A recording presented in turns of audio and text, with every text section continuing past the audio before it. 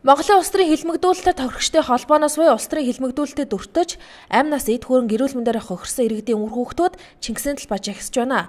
30 орчим мянган хилмигчдийн үр хүүхд болох 900 орчим өндөр настууд төр засгаас орон сууц буюу түүндээ тэмцэх хэмжээний мөнгө өгч хохирлоо барагдуулахыг шаардж байгаамаа.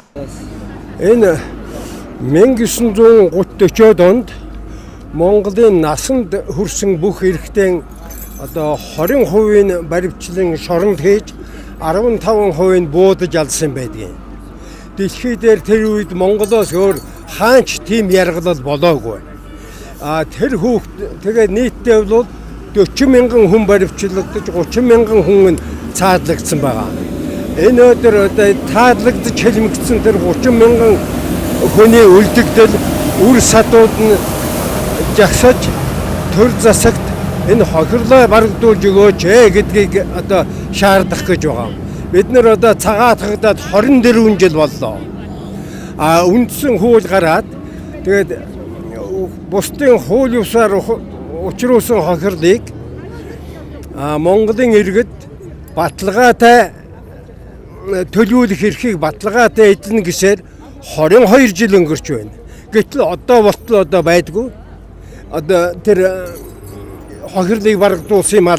Одоо энэ хүүхдүүдээс нь ердөө 30 мянган хүний хүүхдээс одоо 900 гаатхан хүн үлдээд байна. Эдэнд одоо өхөөс маань өмнө бидний хохирлыг барагдуулж өгөө гэдэг шаардлагыг тавьж байгаа. Ядахна бид нар бол ичгэлуулсан. Бүх хөрөнгөө хураалгацсан. Бүх насаараа хохирсан.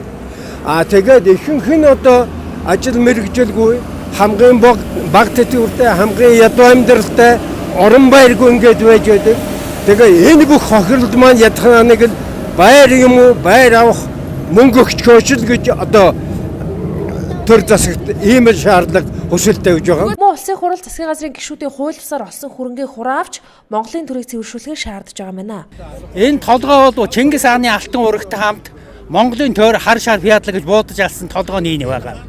Бүх хөрөнгийн энэ Монголын төр буудаж авсан толгойнууд одоо хөрөнгийн дайрамтай. Тэгэхээр Монголын төрийг цэвэршүүлээгүүд одоо эдний хөрөнгө хураах ёстой. Хөрөнгө хураахгүй хязгаарч цэвэршихгүй.